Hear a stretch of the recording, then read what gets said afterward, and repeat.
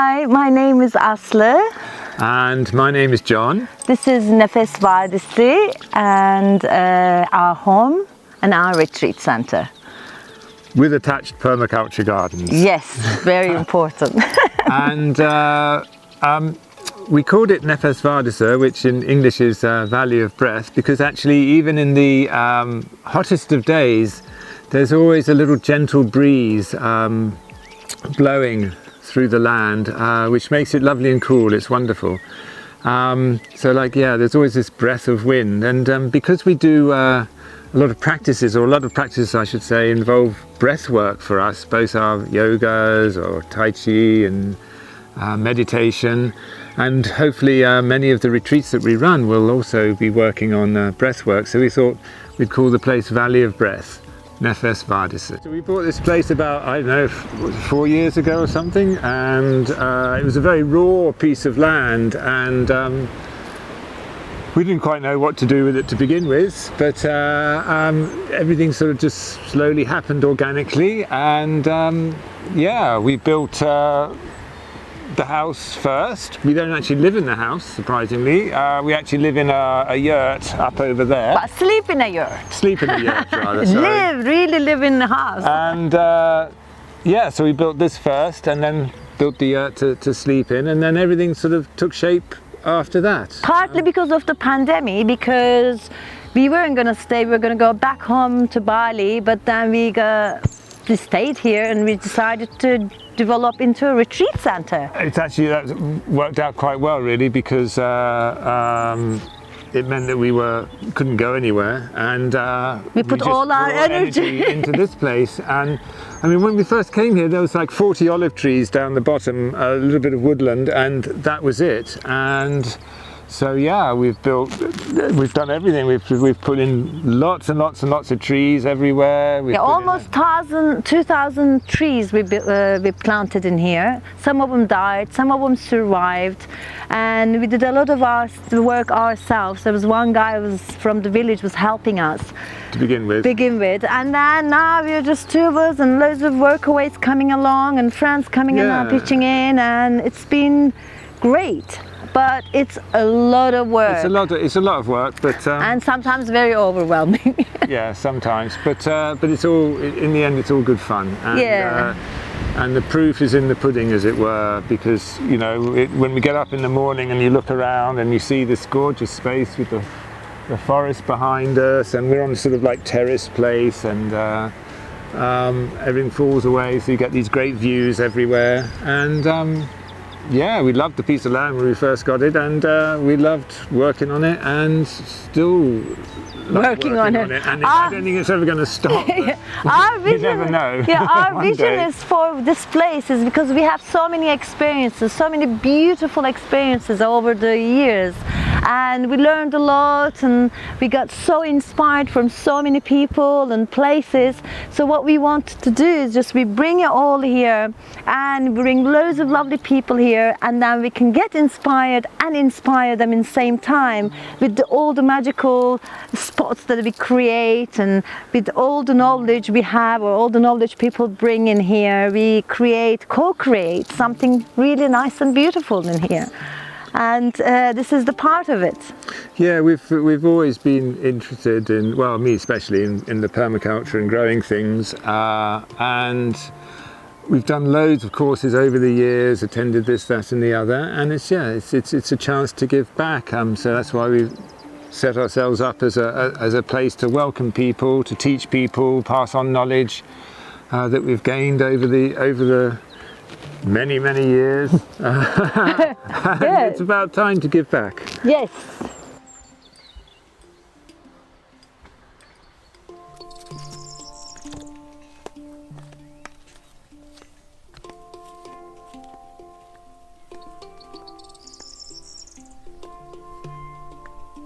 So this is our house, and this is the first building we had in here. My father's an architect, so he really wanted to build a guest house in here. So, and now we were going to build our house somewhere else, and so we did this our stone house, and there was this tiny little house in the front of this building. I think some people lived like long time ago, and it's just all fallen apart. And we used all the stones to build this house. But then we realized that this is the spot we want to be, so we wanted to do an extension in the next year.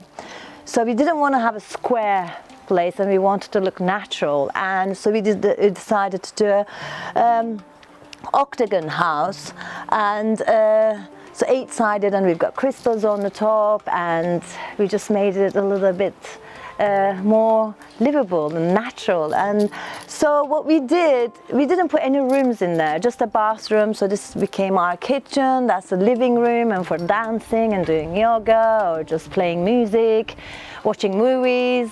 And so that became our living spot. And we also, like everybody else, we also have a yurt to sleep. And what we did in here, we used stones, wood, and our friend built a wooden house with chestnut wood, which he had a friend who had a chestnut farm. So it was really economical for us. And we didn't have a plan, we just like developed it as we go. We just draw it on a tissue paper, and then we just kept saying, okay, let's just do it this way and that way, and then let's add another pod. And we created a bathroom that way, but we didn't actually have proper plans like this one. And I think we opened up an archway in between. It feels very comfortable and inviting for a lot of our friends to come and, you know, enjoy. So yeah, this is our home. And this is Kismet, our cat, our beloved.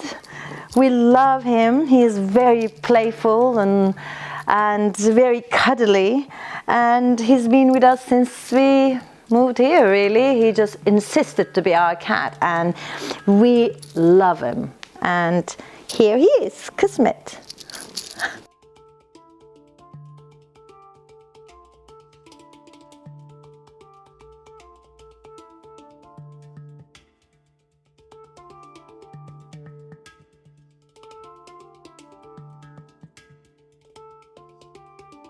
Well, this is the first yurt we built. As soon as we we built this little stone house, we thought, well, we can't sleep in there, so we need a yurt. And we did a lot of research, and we came up with this one. So what is special about this yurt is the material. The material is made of goat hair. And goat hair has this quality that when it rains, it just gets really tight, the weaving. So it doesn't penetrate any water. Although we have a lining between the goat hair outer layer, and there's a lining, and then we have a cotton part underneath, so it doesn't smell goaty inside the room. And we love it. This is like our almost 50th year, and we never had a leak. Super comfortable. And when we did the extension in our house, we decided we just want to carry on living in our yurt because it just feels cozy, and also it feels really nice to have a space outside your room just to come for sleep. And so we did a metal structure, unfortunately, because that's the way they do it. And when you have a wooden structure, a wooden frame, I say more, you have to have a fire continuously to stop molding during winter times. Well, the way we heat this here is a wood burner. So it takes like 5 minutes just before when we come to the yurt in winter time. Just put it on and put some wood in it, and in 5 minutes we've got a really nice and cozy yurt. We've got electrical heater as well, but we only use it like an hour just before we get up. We time it. Yeah, we like our yurt. It's beautiful, it's nice, it's cozy, and it's cheap. So much cheaper than building. And they all the yurts stand on a stilt. We don't have any concrete in this one except a couple of legs, wooden floor, and they've got wooden frames for the windows, and The windows did leak in the beginning, so we put a plastic sheeting for the winter time. But generally we are very happy with our yurt. It's great and recommend it to everybody.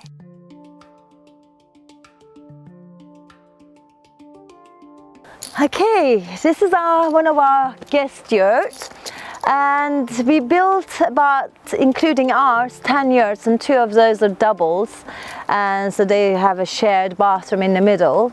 These ones are individuals and they can sleep 2 to 3 people with an extra bed, and they're really nice and comfortable. We are at the moment we are doing the gardens of it. I mean, we're really doing most of the work ourselves. We have recently some Workaway friends came along, and we have another friend from England just came to help us, which was great.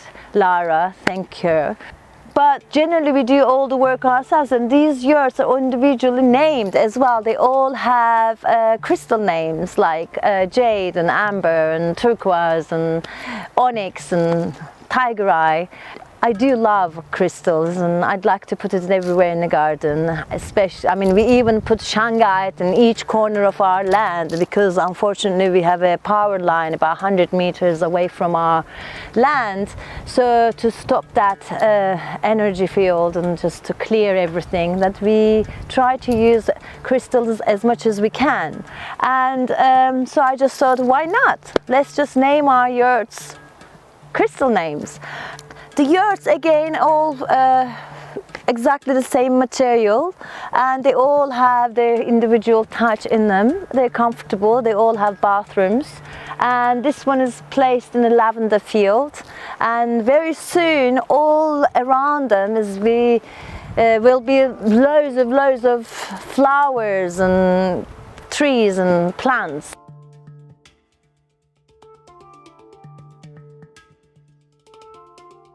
Okay, this is our double yurt. We built 2 double yurts, partly because it's really good for families, you know, then the children are not in a separate yurt. Also helps with the septic system, and they can share one bathroom right in the middle. So this one is exactly the same as the others, and it has a bigger terrace, and yeah, you'll see inside it's just a big, much nicer bathroom. Okay, this is our yoga shala. It has 12 sides, and it was built exactly the same way as the other yurts. Made with goat hair, and the ceiling is the same, and inside is cotton, and it's very spacious. So what we did, half of it we put the same material, but the other half we did all mosquito screen, and in the back of it there's a plastic windows. So in winter we didn't want to use glass, because in the summer it would be complicated, but in the plastic keeps it warm during the winter, and when it's sunny it's really nice and warm here. First thing in the morning it's cold, so we can't do our practices first thing in the morning, but during the day it's lovely and warm. And then in summer we just open them, and we've got screens, and even in August or in July when it's really hot in midday we can still do trainings or practices, whatever the retreat happening, so it can be used. Also, we wanted a wooden floor for our yoga shala, which is the best way to do practices. Also, for the winter time, we have this big carpet and loads of cushions for gatherings and dancing and having little parties. Just a nice cozy spot to entertain everybody. So it's not only for yoga and pilates and meditation, but for everything.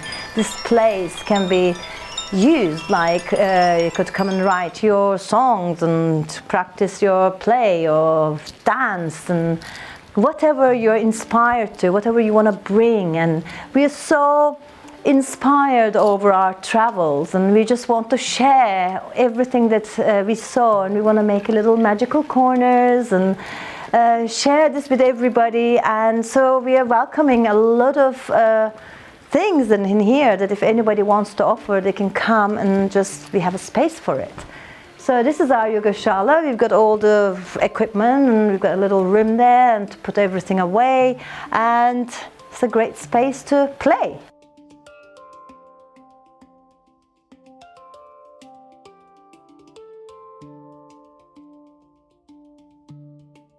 This is our natural swimming pool.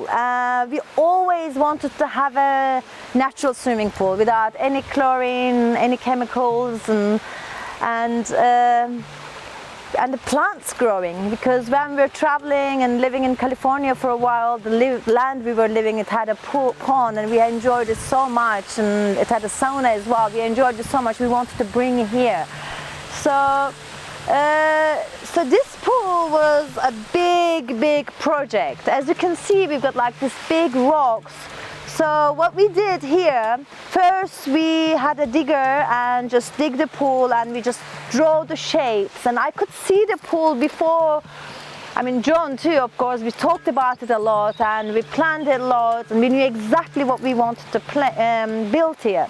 So we dig the place in a certain shape that we would like to, and then we did the like old sand and this material, which is a rock wool, and then what they did, and we did EPDM, which is a natural material. It's not plastic, it's rubber actually. And then onto the rubber, this guy came, he's a really good rock artist, and we had a big lift, and one by one all these rocks are chosen by him, and he also brought some really nice crystals, and he just placed it all into this amazing space. So how it works, basically the plants cleans the pool, but also we have a skimmer comes out from that, and there's a filtering system, UV filter and sponges. It goes through this filtering system, comes back from this little waterfall, so it cleans it that way. Plus we've got a water sucking from the bottom, goes up into that pump over there, and then brings it back to the waterfall. That circulation also helps cleaning the pool. And we do use for some algae clearing or algae prevention products, but they're all nature friendly. They don't harm the animals, because we've got frogs, sometimes we get little turtles in there, and it's really sweet, and we don't mind them, and it's always crystal clear. But we had a lot of issues with the pool. We had a leak and we couldn't work it out where it was, and it took us 3-4 years, and now finally we worked it out, and now it's functioning perfect, I think. Hopefully there's no more hiccups.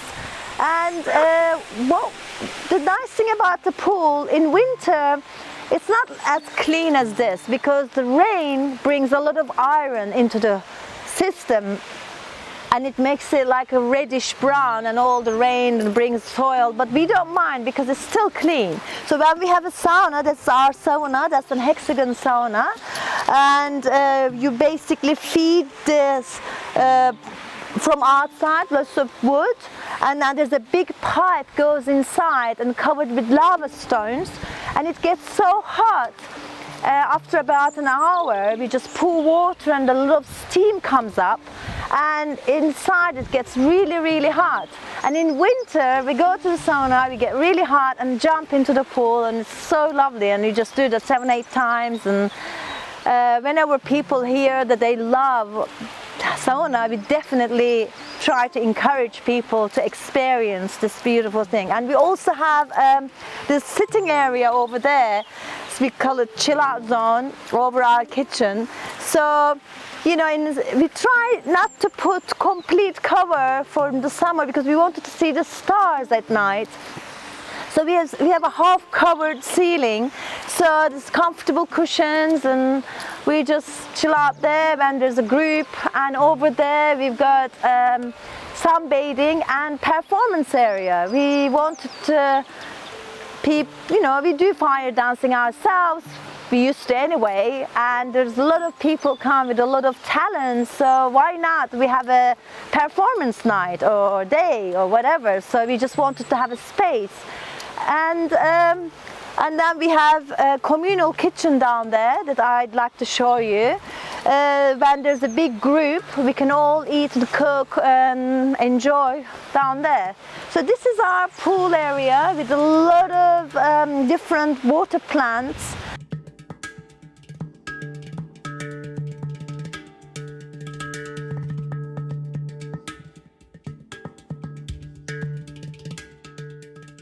Okay everyone, this is our greenhouse. It's sort of a mixture of tropical plants, bananas, papayas, moringa, ginger, turmeric, and other Mediterranean things, and a Himalayan ashwagandha right in front of us here.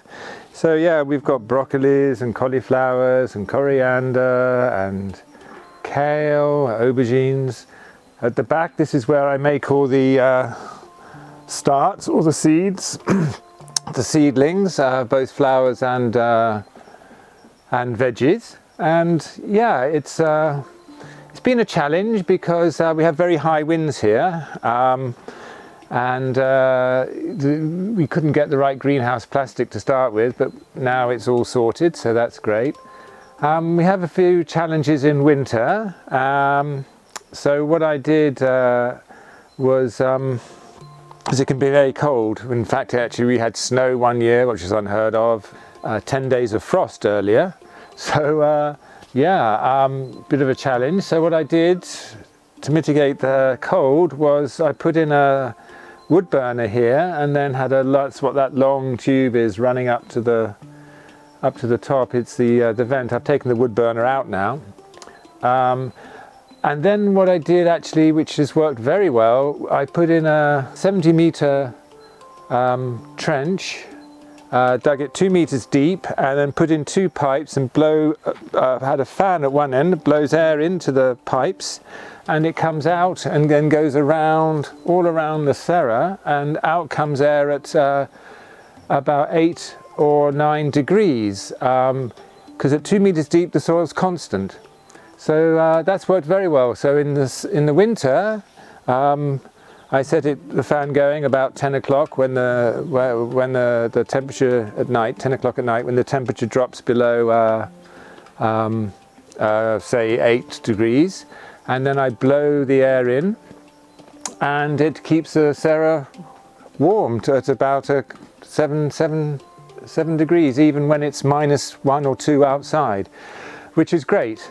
And in winter, of course, in the daytime, I can blow in 8 or 9 degree air, which cools everything, which is necessary because we can roll the sides up of these greenhouses, but we can't take the roof off. And in fact, actually, sometimes it's so bright, the sun, in high summer in August, July, August, that I put shade cloths, 40% shade cloth over the top.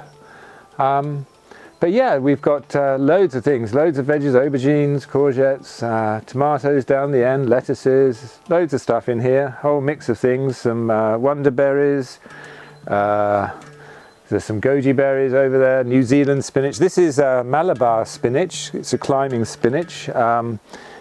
New ones are just starting to come up again. Yeah.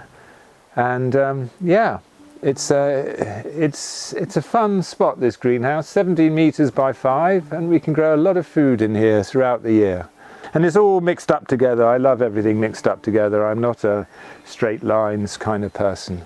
Okay, that's our sort of tropical Mediterranean greenhouse.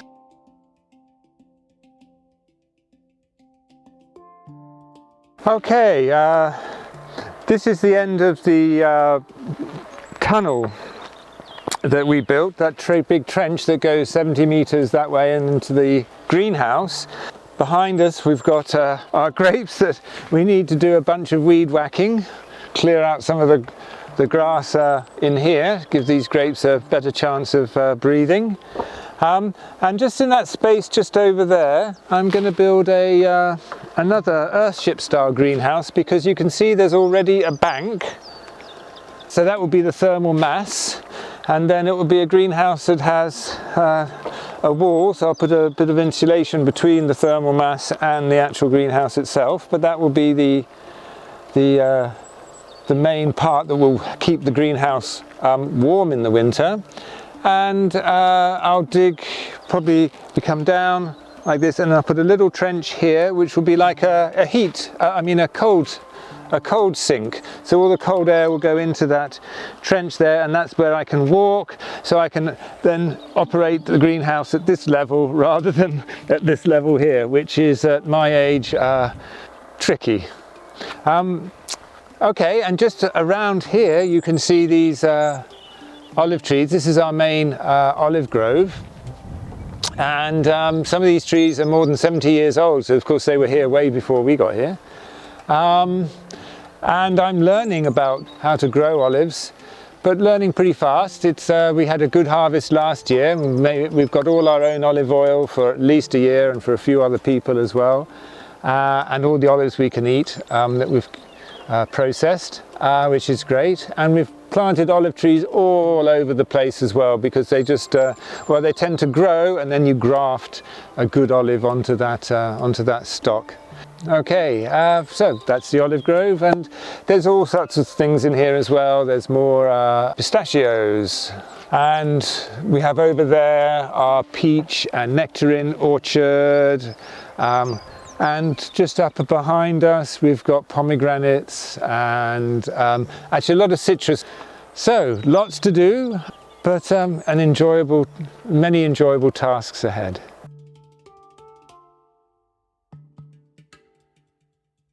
Okay, so this is our food forest to be. It's a very, very young food forest. Not much food in it at the moment. But we've planted about 50 odd trees here. Cherries, plums, apples, pears,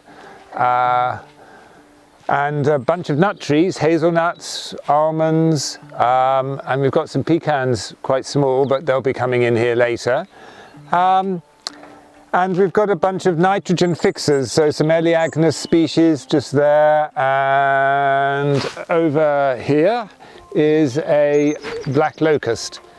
So a bunch of those, and I've got to put in more support trees as well to make the food forest functional. And this sort of black and white weirdness is our attempt at killing off the grass so that I can put in some more medicinals, some perennial medicinals, ground covers and other things.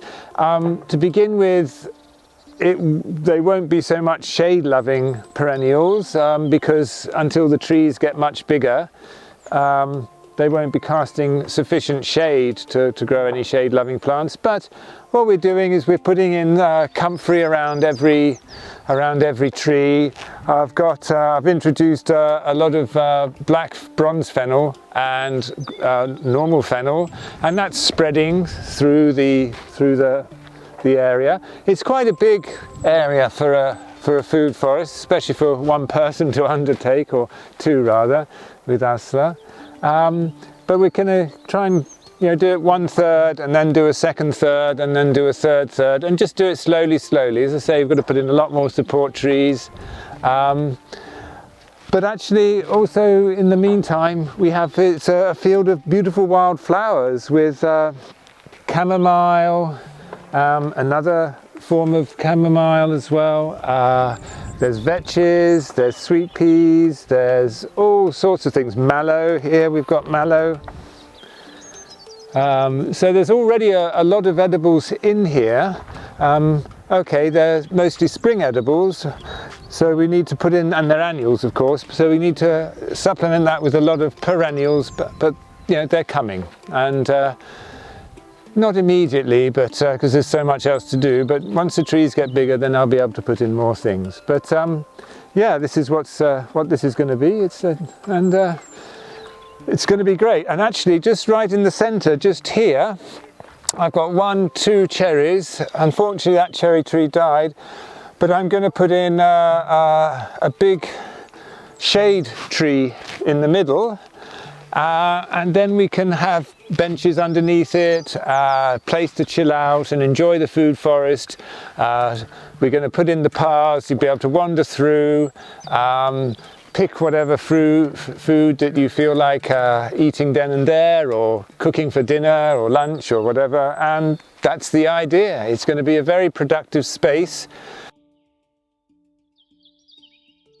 Okay, I'm standing next to a chestnut tree, because chestnuts are Asla's favourite food, and it's a little bit warm to be growing chestnuts here, but at 300, we're at 330 metres Nefesvardese, and yeah, this produced quite a few chestnuts last year, but then we did have a cold snap of -5 degrees for 3 days in a row, so that was that really helped the chestnuts, but didn't really help the papayas and the bananas.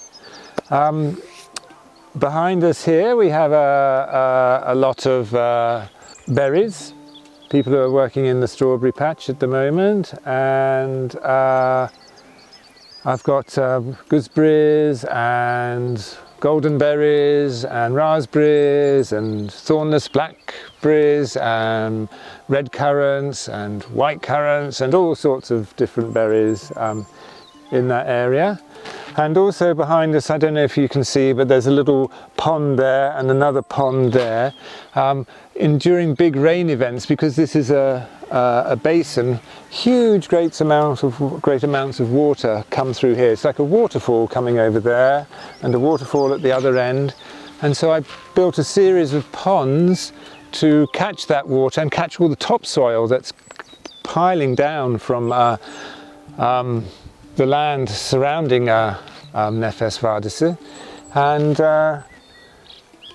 yeah, it works well. They slowly fill up the ponds. You can see actually in the bottom there's more topsoil than there certainly was last year, and that enables also that water to sink into the land and hopefully slowly raise the water table, because it's getting drier and drier overall here, and the more we can sink water onto the land, the better. So actually through here, though you can't see them, I've built some mini swales as well. And same in the food forests, I've built 3 mini swales through there, just to slow down any water that runs downhill, and catch that and sink that into the land. That's the idea. Water harvesting is really, really important.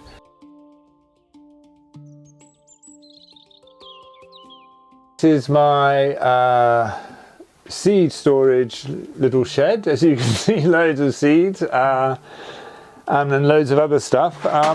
Whoops, it's quite small, as you can see, but it's good enough. It's fine. And yeah, we have.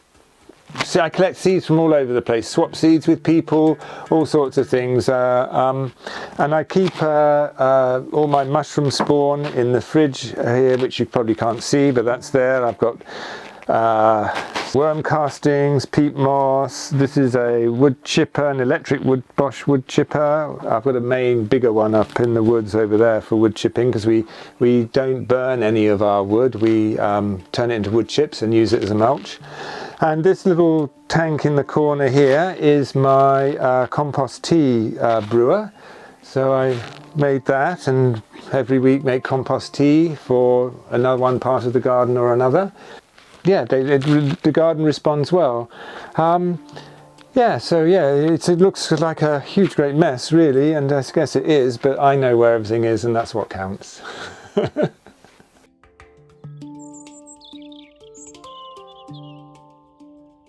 Okay, this is our raised bed area, and here we've got flowering Swiss chard, but loads of it.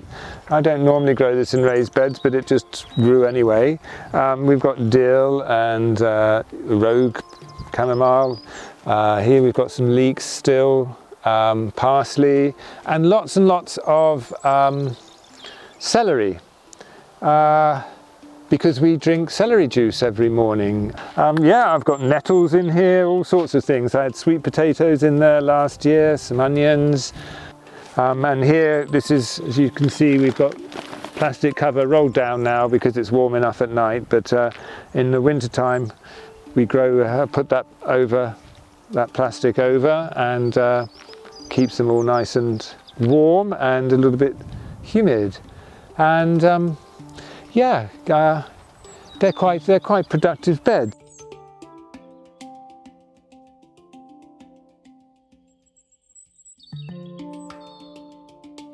Okay, so now it's time to talk about shit. Right, we have Earthship style, Michael Reynolds Earthship style composting septic systems. So Blackwater goes into a tyre-filled septic, and then the overflow from that comes into this septic, which has got lots of rocks, of big ones, then smaller, then sand, and then dirt on top, on which I can grow plants. This is the Blackwater one, so I'm not growing any food here, although various trees have tried to take root here. I've had to pull them out because I don't want people eating from the Blackwater, food from the Blackwater.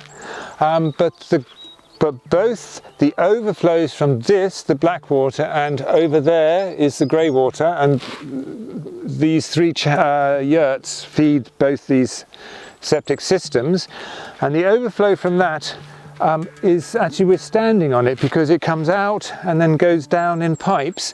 That one comes out and goes down in pipes here, so this area here stays greener for much longer because it is watered by the water we use, the grey water from our showers and the black water from our toilets. So, and those pipes go all the way down here, and the overflow then comes around this little wall here and goes down into this field. So you can see as the whole place dries out, this dries out last of all, and in fact it never really dries out. The shallow rooted plants certainly will die, but anything deeper rooted finds the water from the piping system. I've drilled holes in the pipes. There's like 3 coming down here and about 4 coming down there and 10 coming down there, and it stays green all through the year, which is just nice. You know, you come out in the morning, it's a blazing hot day, so 45, 40 degrees or whatever in the summer, and it's still green. It's lovely.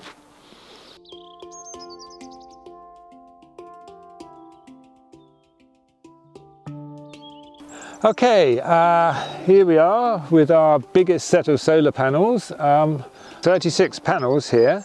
And this is what powers the house and the natural pool. And yeah, it just all sort of fell into place, you know, like you can't actually see them. You don't notice these panels unless you're walking down here, but from the top or from the Yogurthala, you say, where do you get your power from? And yeah, well, it's these panels here. And it's just great because we have this south-facing slope. That's what I really wanted, actually. It was very important when we decided to buy a property that we have a south-facing slope. And it's worked really well with these panels. They're in the right place. And yeah, I have actually panels on the shed as well by the entrance of the property, and panels on the water station right up the top where we'll go next. Okay, here we are up at the water storage. Well, in Turkish it's called a depot, and that's the word I use. It's the su depot, the water storage place.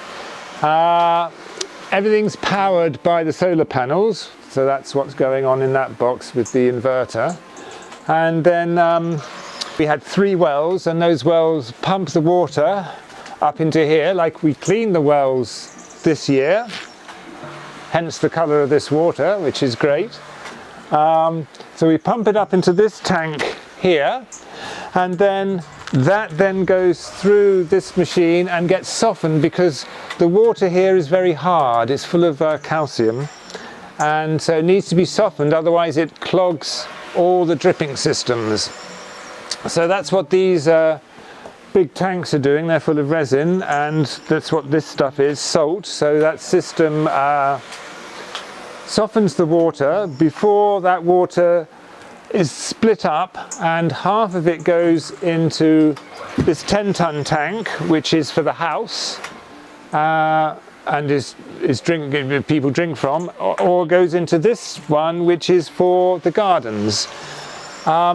Actually, you can drink from any tap on the land. It's fantastic. So if I'm feeling thirsty, I don't have to go, oh, I've got to go back up to the house to get water. No, I just get a hose and drink from it. It's great. Very unusual here in Turkey that you can just drink from any tap, any hose, anywhere. But that's what's going on here. And I have pumps here because to irrigate the land just over here where I'm growing carrots and spinach and all sorts of, just vegetables, all sorts of things, goji berries as well down there. There's not enough pressure even with a 20-ton tank, because sometimes in summer this will be lower, the level, and then there's not enough pressure to water this part of the garden. That's what this is for. I do all my watering while there's still sun in the sky, which is not ideal. I'd rather water at night, but then if I water at night, I'm draining batteries. So I'd rather water during the day, save the batteries early in the morning or as late as I can in the late afternoon. And then, of course, with the softening system, we get salt. So that salt goes out to a barrel over there, and around that barrel I've planted samphire, which is a salt-loving plant. So that way I'm still able to use the salt water, and I don't have sort of some dead brown patch growing. Actually, and also New Zealand spinach loves salt, seems to love salt. It's growing there as a volunteer, so that's great. So that way I can use everything. Quite soon, probably sometime in May, I'll put covers all the way around here, these same white cloth covers, just to protect the water from the sunlight and the tanks from the sunlight. So I don't want any bacteria or algae rather growing in the tanks. But we have this water tested regularly, and it's all very safe to drink. So that's why we can drink from any tap. Anyway, so that's it. That's the Sue depot.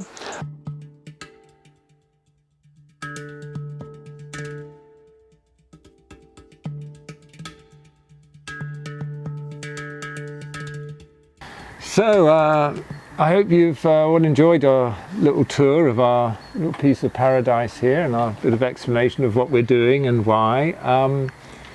Yeah, if you've enjoyed it, come and check us out. Come and see what we're doing for yourselves, and see what else has been going on since we've made this little video, because it doesn't stop. We're still going to develop loads of things, and yeah, it's going to be fun, and it's really fun sharing it with other people.